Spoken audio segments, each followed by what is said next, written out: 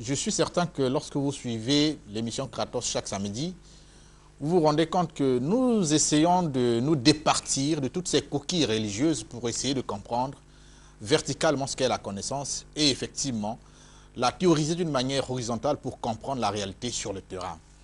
L'émission Kratos se fait ce devoir encore aujourd'hui, oh Dieu merci, de vous faire venir M. Abdoul, que vous aviez suivi il y a à peu près 4 ans, avec qui on avait fait coup sur coup des émissions qui ont été presque diffusées dans le monde entier.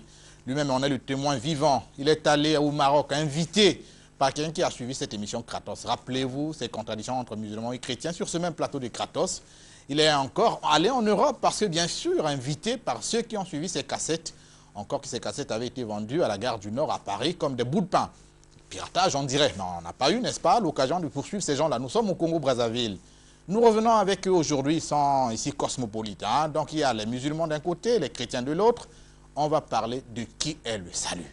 Quand on va chez les chrétiens, bien effectivement, vous avez deviné, il s'agit de Jésus-Christ. Mais chez les musulmans, il y a Mohammed, hein? N'est-ce pas? Alors, mais au moins, c'est qu'il y a une religion qui est au-dessus de l'autre par le fait de l'existence. Le christianisme est apparu avant l'islam. Je crois que personne ne me contredira. Aujourd'hui, donc, on est avec eux sur ce plateau pour voir qui apporte réellement le salut sur terre.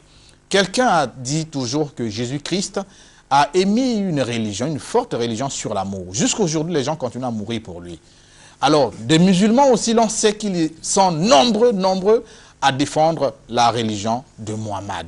Les 2 plus grandes religions au monde sont celles-là, si je ne me trompe pas. Mais par le fait du nombre, on parlera un peu du bouddhisme, parce que les Chinois sont plus nombreux, des Japonais aussi, des Indiens, pourquoi pas. Mais au niveau universel, les plus grandes religions sont donc les 2 que nous avons sur ce plateau-là. Avec eux, nous allons savoir qui des 2 prophètes apporte réellement le salut sur terre. Bonsoir, chers invités. Abdoul. Merci beaucoup encore une fois de plus.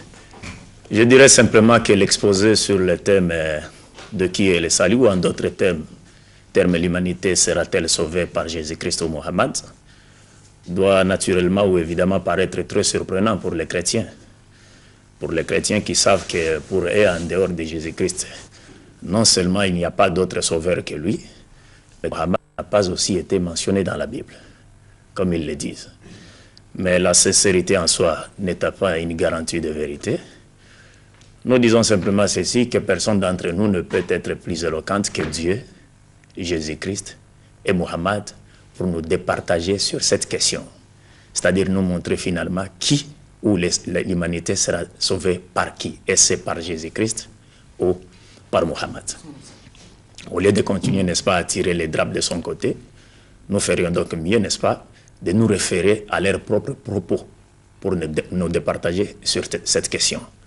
Parce que Dieu qui avait envoyé Jésus-Christ et Mohammed, et ce dernier qui n'avait enseigné que ce que Dieu leur avait commandé de dire, sont mieux placés, n'est-ce pas, pour nous trancher sur cette question. Ils sont mieux placés, oui. C'est par les Écritures qu'ils ont laissé? C'est par les Écritures. Il faudrait d'abord que nous revenions encore à la Genèse pour faire un petit briefing sur le but de la création de l'homme et de l'envoi des messagers de Dieu. D'après le Coran, dans son chapitre 51, verset 56, Dieu dit, je vais citer le verset en arabe, puis le traduira en français, Dieu dit, Bismillah ar-Rahman ar-Rahim, au nom de Dieu le clément, le miséricordieux, wa ma khalaqtul jinna wal insa illa liya'budun. Je ne parle pas en langue, c'est en arabe, et ce verset veut dire ceci, Dieu veut dire dans ce verset, je n'ai créé les hommes et les esprits invisibles, ou les créatures invisibles, que dans le but de m'adorer.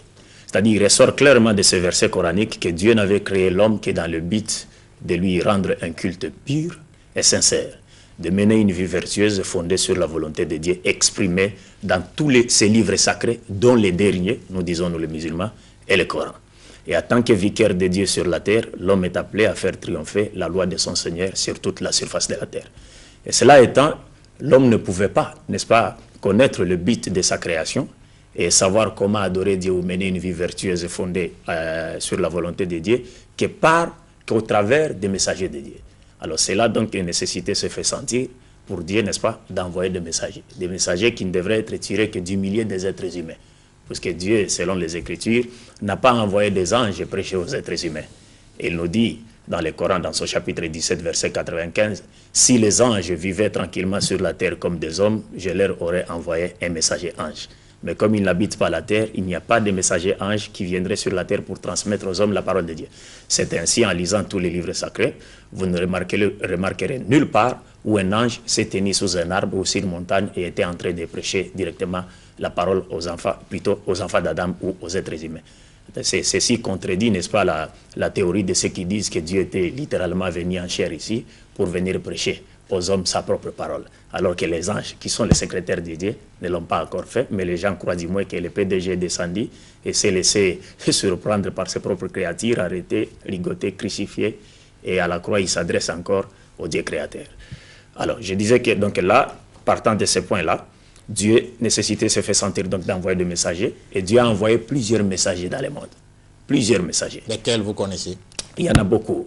Il y a Abraham, Moïse, Salom, David, Jean-Baptiste, Mohammed, beaucoup de messagers. Au nombre, le prophète Mohammed nous dit ceci, il y a 124 000 prophètes envoyés. Oui, on les voit dans le Coran ou bien dans la Bible seulement? Dans 113. Vous trouverez d'autres sont cités. Il n'y a que 25 qui sont cités dans les 5 Corans. Ouais. Et d'autres également sont cités dans la Bible et d'autres messagers que nous ne connaissons même pas. Ouais, qui ont dû certainement imposer d'autres religions aussi comme... Non, qui ne sont venus qu'enseigner une seule religion, puisque Dieu est unique. Mais les Krishna, les Confucius... Oui, c'est ça. C'est comme nous. Nous disons par exemple, Bouddha fut un véritable messager de Dieu. Mais c'est juste après le passage de Bouddha que les gens ont dénaturé la pureté de la foi enseignée par Bouddha. D'accord. Alors on y va. C'est ça. Oui. Donc Dieu a envoyé plusieurs messagers. Il a suscité des messagers dans chaque nation.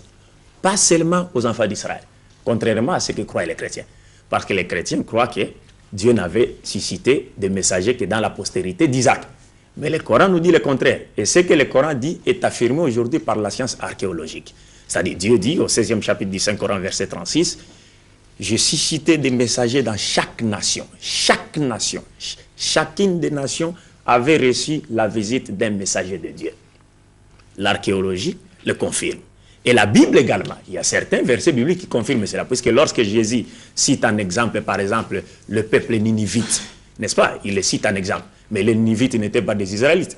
Mais ils avaient reçu comme messager de Dieu Jonas, qui leur avait exhorté à la repentance. Et après s'être décidé d'abandonner leur turpitude, Dieu était revenu sur sa décision et ne les avait plus punis. Lorsque, par exemple, le peuple de Sodome est cité en exemple, l'immoralité et la turpitude du peuple de Sodome est cité en exemple, n'est-ce pas? Dans la Bible, par exemple. Mais le peuple de Sodome n'était pas des Israélites. Et les messagers que Dieu leur avait envoyés étaient Lot. Oui. Donc Dieu a suscité des messagers partout. Mais, par contre, Dieu avait promis une chose. Il a dit que c'est par Abraham que toutes les familles de la terre seront bénies ou sauvées. C'est-à-dire, c'est de la postérité d'Abraham que Dieu suscitera un messager par qui l'humanité tout entière sera sauvée. Et c'est lequel? Et c'est sûr, maintenant c'est sur l'identité de ces messagers que les chrétiens et les musulmans se divisent. Voilà, maintenant c'est là la division. Oui, allons-y à l'identité, effectivement, de ce prophète. Oui. Les chrétiens disent qu'il s'agit de Jésus, oui. Et les musulmans disent non, il s'agit plutôt de Muhammad. Oui.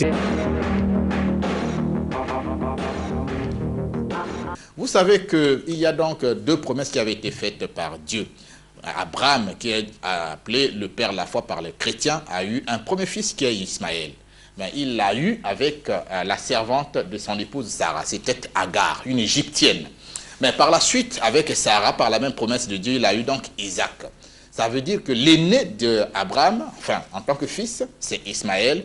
Et puis est venu Isaac. Il y a deux postérités.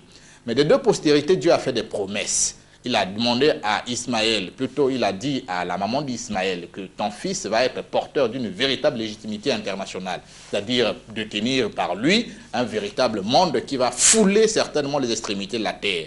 Maintenant, essayer de comptabiliser ou de dénombrer les musulmans à travers le monde, ils sont tellement astronomiquement nombreux et donc on ne sait pas vraiment si la promesse tient bon.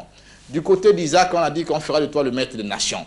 Alors aujourd'hui, vous avez l'église chrétienne qui est aussi certainement une grande nation parce que c'est la première église, ne fût-ce que par l'influence internationale, parce que tout se décompte à partir, bien sûr, de ce qui avait été choisi par les vieux maîtres, les vieux abbés, les vieux prêtres. Vous avez le calendrier grégorien. Aujourd'hui, il est tout à fait chrétien. Aujourd'hui, on va savoir de quelle promesse on devrait se fier et quelle est la promesse qui devrait sauver le monde. C'est pourquoi le monde